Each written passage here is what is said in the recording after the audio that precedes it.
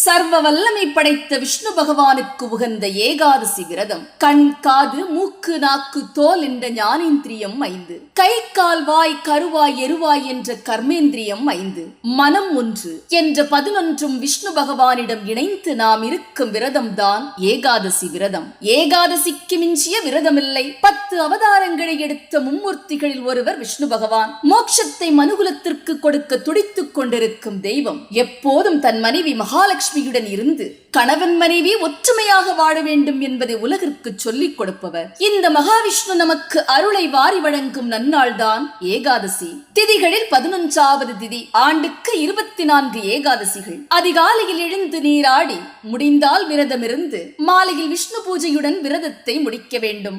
நாள் முழுதும் விஷ்ணு பகவானின் நாமத்தை உச்சரிக்க வேண்டும்.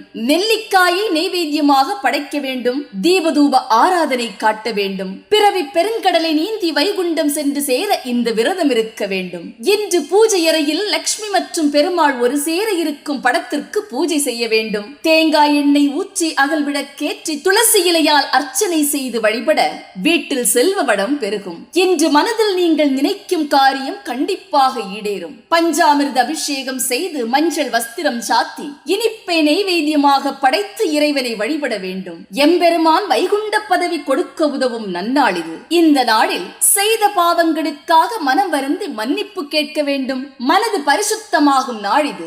ஏழைகளுக்கு தானம் கொடுக்க கூடுதல் பலன் தேடி வரும். விஷ்ணு சகஸ்ரநாமம் சொல்லி பிரார்த்தனை செய்யுங்கள். துளசி தீர்த்தம் பருக ஆத்ம சுத்தியாகும். லட்சுமி நாராயணர் பூஜை செய்தால் உன்னதமான பலன் கிட்டும்.